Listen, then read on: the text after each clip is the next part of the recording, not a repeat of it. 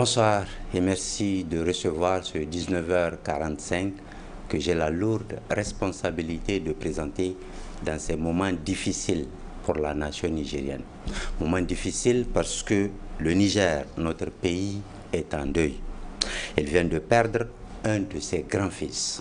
Hama Amadou nous a quittés, mais son patriotisme, ses qualités d'homme d'État, son extraordinaire finesse politique et administrative continueront certainement de nous inspirer. Sa rigueur au travail, son amour de la patrie, sa franchise verbale sont autant d'héritages qu'il nous laisse. Depuis le régime du président Kounché jusqu'à celui aujourd'hui du général Abdourahmane Tiani, Hama Amadou a donné tout ce qu'il pouvait pour son pays. Le Niger d'abord, le Niger ensuite, le Niger toujours, était son dernier slogan de campagne électorale. S'il faut que le sang d'un seul Nigérien soit versé pour que je sois président de la République, alors je renonce à cette ambition, avait-il dit publiquement lors d'un meeting politique. Président de la République, il voulait l'être de toute son âme, mais il voulait le Niger et les Nigériens bien plus que cette fonction. Hama Amadou n'avait d'ailleurs jamais attendu d'être président de la République pour servir le Niger. Il l'a fait sous Kounché en tant que sous-préfet, puis directeur général de l'ORTN et directeur de cabinet du chef de l'État. Il a servi le Niger sous Mamadou Tanja en qualité de Premier ministre de 2000 à 2007 et enfin sous Issouf Mahamadou comme président de l'Assemblée nationale de 2011 à 2014. Partout, Hama Amadou a mis toute sa réflexion, toute son énergie, tout son savoir-faire au service de son pays pour sortir ses concitoyens de la précarité. L'accumulation de richesses et la compromission des intérêts du Niger dans la soumission aux Occidentaux lui étaient totalement inconnues jusqu'à la fin de ses jours. Ces dernières interventions médiatiques, on se rappelle, remontaient au moment fort de la guerre que voulaient nous imposer la CEDEAO et les Occidentaux. Là aussi, c'était pour défendre le Niger. Toute sa vie, Hama Amadou est resté digne derrière ses convictions. Ni la prison, ni les tentatives d'assassinat, encore moins l'exil forcé auquel il était soumis, n'ont pu ébranler cette extraordinaire force qui l'élevait si haut et forçait l'admiration secrète de ses pires ennemis. Il s'en est allé dans la dignité. Son créateur Allah l'a rappelé à lui dans la dignité, contrairement à ceux qui finissent mal leur séjour en terre.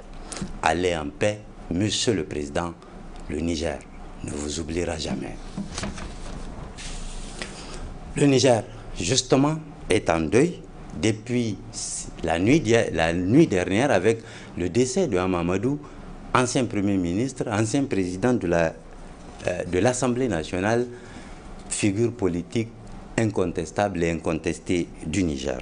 La rédaction de la télévision Labari lui rend cet hommage. Niger en deuil avec le décès du gladiateur de la politique nigérienne Hama Amadou. Né en 1950 à Yuri, Hama Amadou commence sa carrière dans la fonction publique nigérienne en 1911 en tant que contrôleur des douanes. De cette date en 1988, il a gravi les échelons en occupant des postes tels que préfet, adjoint, secrétaire général de préfecture, sous-préfet, directeur général, président du conseil d'administration, directeur de cabinet du feu Kounché.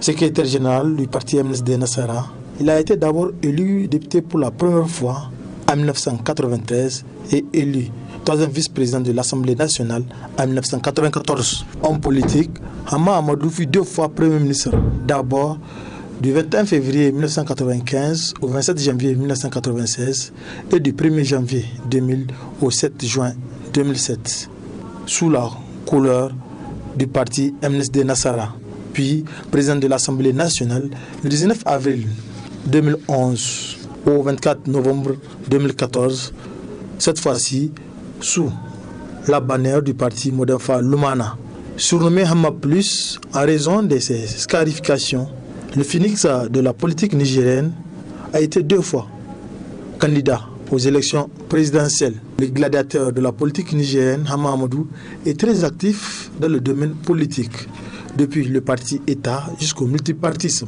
Avec sa rhétorique et son franc-parler, Hama Amadou a su convaincre de nombreux Nigériens et même au-delà.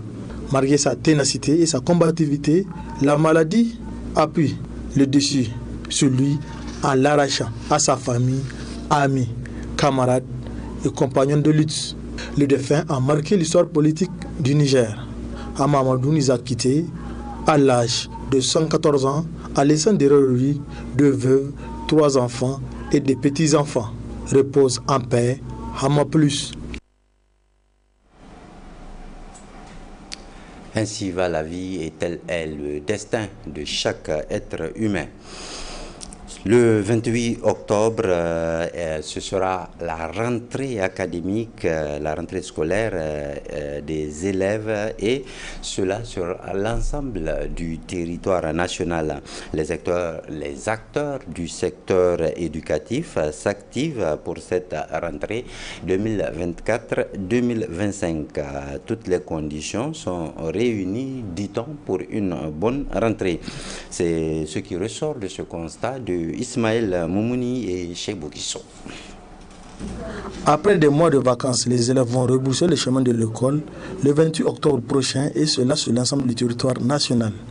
Ainsi, en a décidé les autorités en charge du secteur. Pour certains acteurs, à savoir les enseignants, dont ceux du syndicat national des enseignants du Niger, SNEN, toutes les conditions ne sont pas réunies pour la bonne rentrée académique 2024-2025, et cela pour plusieurs raisons. Avant la rentrée, on invitait quand même tous les partenaires de l'école, les syndicats, les parents d'élèves, les élèves, pour aller constater de visu les fournitures scolaires. Cette année, il n'y a aucune invitation. On a appris comme tout le monde qu'il y a des fournitures qui sont en train d'être acheminées à l'intérieur du pays. Mais même nos camarades qui sont de l'intérieur du pays, partout, on nous apprend que ces fournitures ne sont pas encore arrivées. Donc, en dehors des commissions d'affectation qui ont été faites, là où les syndicats ont été associés, je profite du passage pour remercier le ministère. Donc, rien, en tout cas, en ce qui nous concerne, en ce qui concerne les préparatifs de la rentrée scolaire, n'a été fait. Les classes sont occupées par les sinistrés, les victimes des inondations d'eau. On leur demande de quitter. Mais s'ils quittent, c'est pour aller où? Ils sont venus dans les classes se réfugier parce qu'ils ont perdu leur habitation, leur demeure. Donc l'État doit les accompagner, on doit leur faire les tentes ou leur donner un peu de sous pour qu'ils puissent aller provisoirement construire quelque chose là où ils vont se loger et caser leur famille. Tous ces beaux mondes-là, ils sont dans des classes. Quand est-ce qu'ils vont quitter pour libérer les classes? Et aussi, à l'autre côté, l'autre aspect, c'est que nos classes, à plus de 80%, c'est des classes en paillotte. Les récoltes ne sont pas encore terminées. Où est-ce qu'on va chercher le bois? Qui va le couper pour venir construire? Tout ça, là, nous pensons qu'il y a beaucoup de soucis qu'on doit réparer avant de se lancer à la rentrée scolaire. Et en plus, il y a aussi un élément important, c'est le temps scolaire. La rentrée était prévue le 2 octobre. Elle a été repoussée jusqu'au 28 octobre. Du 2 au 28, ça fait un bon mois. Alors, quelles sont les précautions qu'on a prises pour rattraper ce retard? Les parents d'élèves disent reconnaître les efforts consentis par les autorités, et notamment de l'achat des fournitures scolaires. Néanmoins, ils appellent aussi les parents à participer activement dans l'éducation en fournissant aux enfants les rudiments nécessaires pour étudier. Tout parent conséquent doit savoir comment préparer ses enfants pour une rentrée.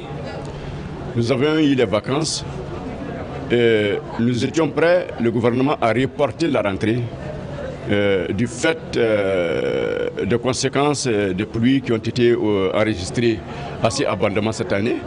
Mais en tant que parents d'élèves ou structure de parents d'élèves, nous sommes prêts aujourd'hui à reprendre, à accompagner nos enfants pour reprendre le chemin de l'école. Vous savez, les fournitures, nous n'avons jamais compté sur l'appui de l'État par rapport aux fournitures pour rentrer. Parce que l'État fait ce qu'il peut mais ça ne peut pas suffire à l'ensemble du territoire national. Et les parents d'élèves aujourd'hui commencent à prendre conscience qu'il faut aider l'État, surtout en ces moments où la souveraineté et cette période de résilience où l'État du Niger est dans la situation où il faut que chacun accepte qui il est, ce qu'il fait pour pouvoir satisfaire les besoins du citoyen. Donc nous, ce qui a été donné est très important pour nous, mais nous allons essayer de compléter pour que nos enfants soient dans les conditions de rentrée. L'État a déjà donné des instructions fermes pour que les cours de l'école soient évacués et qu'il a donné des instructions fermes pour que les enseignants et l'administration scolaire soient au rendez-vous. Pour la bonne réussite de l'année académique, l'État doit impliquer tous les acteurs de l'éducation afin de conjuguer leurs efforts pour le rayonnement de l'école nigérienne. Seul, on va vite, mais ensemble, on part loin. Allons maintenant à l'hôtel Bravia pour parler d'un atelier de présentation des données de 3 enquêtes jeunesse réalisées sur les besoins et satisfactions en matière de justice au Niger. À l'origine de cet atelier destiné aux journalistes, Hill, en collaboration avec le ministère de la Justice. Les détails sont avec Adam Soumana et Ibrahim Abdou. Présenter aux hommes des médias les résultats des enquêtes 2021, 2022 et 2023 menées sur les besoins et la satisfaction en matière de justice au Niger, tel est l'exercice auquel s'attelle l'Institut de la Haye pour l'innovation de la justice, Hill, à travers la présente rencontre. Occasion pour la première responsable de Hill de présenter son institut à l'assistance tout en soulignant sa vision. La vision de Hill est de combler l'écart de l'accès à la justice d'une manière innovante à travers une approche basée sur 5 étapes qui créeront les conditions, à savoir les données, les meilleures pratiques, les projets d'innovation, l'environnement favorable et enfin l'élan et la responsabilité. La rencontre de ce matin s'inscrit dans le cadre de la mise en œuvre des activités de la composante données du programme d'innovation de la justice au Niger, pour la diffusion des résultats de 3 enquêtes sur les besoins et satisfactions des Nigériens et Nigériennes en matière de justice réalisées par Hill en partenariat avec le ministère de la Justice pour promouvoir l'utilisation et l'appropriation des données sur les besoins et satisfactions en matière de justice au Niger à l'endroit des médias. Tout d'abord, il faut comprendre que les données permettent aux praticiens de la justice de comprendre où se situent les besoins les plus pressants en matière de justice et quelles sont les solutions les plus efficaces pour y répondre. En procédant à l'ouverture officielle de cet atelier, la représentante du ministère de la Justice n'a pas manqué de rappeler l'importance de cette rencontre. Ces différentes enquêtes ont fait ressortir les principaux problèmes de justice auxquels les populations nigériennes, des villes comme des campagnes, ont été confrontées au cours des 4 dernières années. De plus, elles montrent les différents parcours de justiciables pour résoudre leurs problèmes, les mécanismes, les sources d'informations auxquelles ils font recours pour atteindre leurs objectifs. Outre l'importance d'une meilleure compréhension des besoins de la population pour un meilleur système de justice, le fait de disposer des données permet également aux décideurs politiques d'améliorer les stratégies et prendre en compte la perception de la population dans leur politique et stratégie. De plus, travailler sur la base des données régulièrement mises à jour permet une meilleure transparence et une plus grande redevabilité des gouvernants, ce qui, à son tour, augmente la confiance de la population dans le système. Cette rencontre d'une journée riche en communication et intense échange permettra sans nul doute de promouvoir l'utilisation des données tout en favorisant leur appropriation par les médias afin de faciliter aux Nigériens la prévention ou la résolution de leurs problèmes de justice les plus urgents. Dans le même temps se tenait cette fois à la Confédération nigérienne du travail CNT un atelier de formation sur le leadership syndical. Là, c'était au profit des membres du comité des femmes de la dite centrale syndicale, dont c'est le secrétaire général adjoint qui a présidé la cérémonie d'ouverture du dit atelier devant nos reporters Ismaël Moumouni et Sadou Djoumi. Éduquer une femme, c'est éduquer toute une nation. Voilà ce qui a amené la Confédération nigérienne du travail CNT à mettre davantage au diapason les femmes sur le leadership syndical. Ce renforcement des capacités des membres du comité des femmes de la CNT figure en lettres d'or dans les missions de cette centrale syndicale. Le thème d'information qui nous réunit aujourd'hui ici, le leadership syndical, est sans doute un thème très important pour un syndicaliste. Dans cette salle ici, nous sommes tous des leaders. Mais nous nous posons des questions. Comment êtes-nous devenus des leaders? Quelle est la stratégie que nous avons développée pour être leaders? À toutes ces questions, trouvons une réponse dans la communication qui s'ensuivra. Pour ça, je vous demande d'être attentif, participatif et aussi de partager à celles qui n'ont pas pu avoir l'occasion d'être ici présentes. Une des participantes à cet atelier de formation n'a pas manqué de saluer cette initiative combien importante de la CNT. Je trouve que c'est une initiative très loin, étant donné que la femme dans le syndicalisme, elle représente grand. Une femme syndiquée peut changer beaucoup de choses parce que la femme, c'est la mère, c'est la sœur. C'est tout en réalité pour la société. Donc, syndiquer une femme permettra quand même à la femme de voir certains axes de la vie autrement. Aujourd'hui, je vais avoir des acquis en plus de ce que j'ai déjà et ça me permettra quand même d'aller vers les autres femmes pour aussi les sensibiliser de ma part. La CNT, en dehors de la défense des intérêts matériels et moraux de leurs militants, s'évertue également à renforcer leurs capacités, cela dans divers domaines, leur permettant de participer activement au développement du pays. Ce jeudi matin, le syndicat des volontaires et appelés du service civique national du Niger était face à la presse dans la déclaration livrée à cette occasion dans les locaux du centre culturel Oumarou Ganda de Niamey. Le syndicat est revenu sur les conditions professionnelles et existentielles de ses membres devant nos reporters Sakina Gazibou et Abdel Nasser Seydou. C'est la toute première déclaration du syndicat des volontaires et appelés du service civique national du Niger, SVA-SCNN, pour annoncer sa création. Ce nouveau syndicat affiche son engagement à défendre les intérêts matériels et moraux de ses membres et à contribuer activement au développement du Niger. Le syndicat se donne pour tous de rapprocher tous les volontaires et les appelés du service civique national en vue d'une meilleure compréhension et de créer entre eux des liens de fraternité et de solidarité, de défendre les intérêts matériels et moraux de ses membres, d'améliorer les conditions de vie et de travail de ses militants, d'intervenir auprès des autorités compétentes pour la résolution de tous les problèmes liés à la mission du volontariat et du service civique national à travers ses organes dirigeants, de faciliter l'accès à l'information de ses membres, d'étudier les questions d'actualité, de faire connaître le contexte de l'instauration du volontariat et du service civique national, d'assurer la formation syndicale, pédagogique, politique et idéologique de ses membres, d'établir et d'entretenir des relations avec tous les mouvements progressistes du Niger, d'Afrique et du monde ayant les mêmes buts et principes généraux du syndicat, de lutter aux côtés des organisations syndicales, des autres forces progressistes et des masses populaires dans leur combat commun contre l'oppression et l'exploitation, de lutter pour la promotion des idéaux panafricanistes et d'aider à la promotion d'une véritable démocratie révolutionnaire au Niger en particulier, en Afrique et à travers le monde en général, de créer les conditions pour qu'après la mission du volontariat et du service civique, que les volontaires et les appelés du service civique puissent créer des emplois.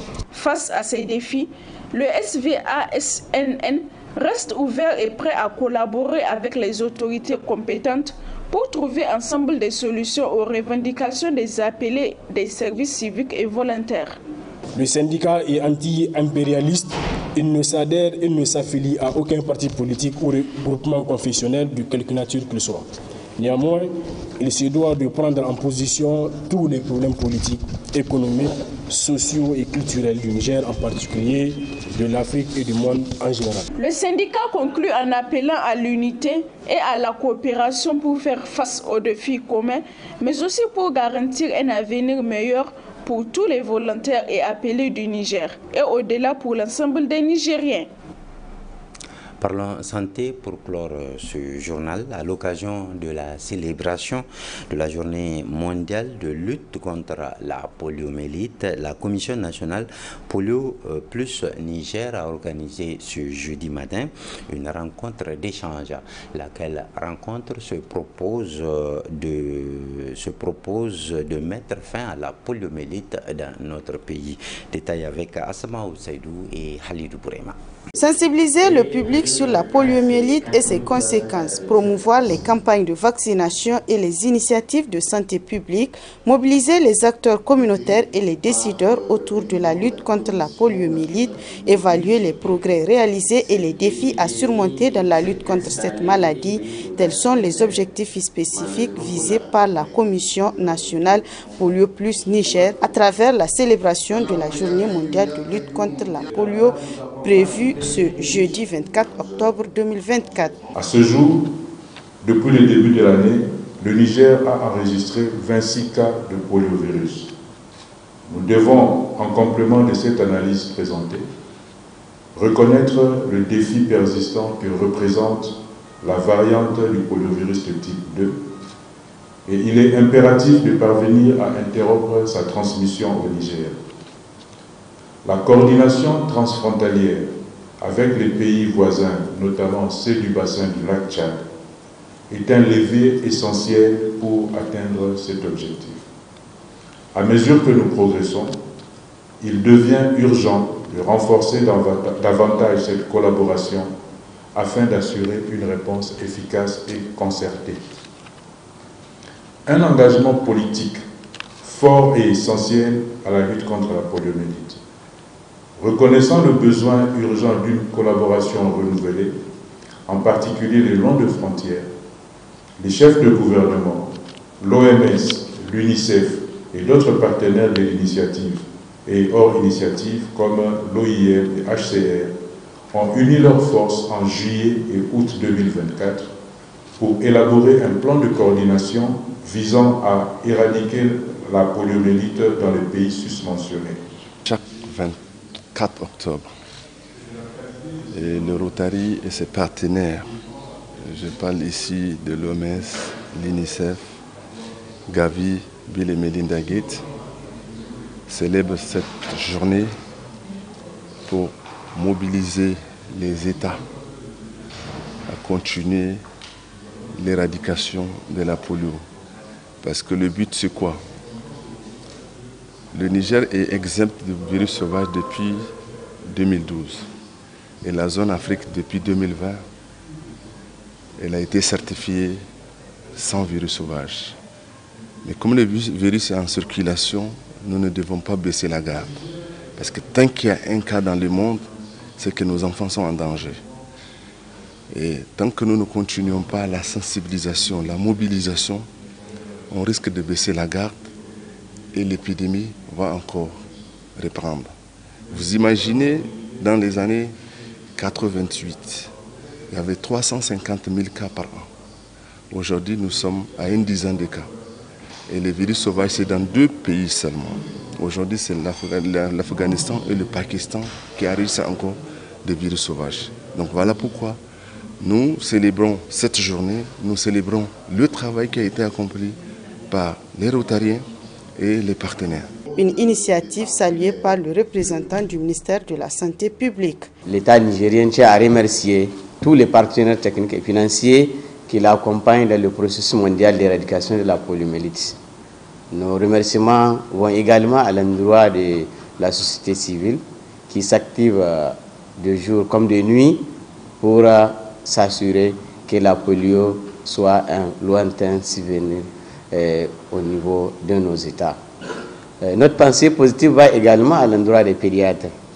Le MC l'a annoncé, ils font partie de la cheville ouvrière par rapport à la lutte contre la poliomyélite parce que c'est eux qui arrivent à classer les cas. Cependant, la lutte n'est pas encore gagnée puisque le poliovirus dérivé continue à circuler.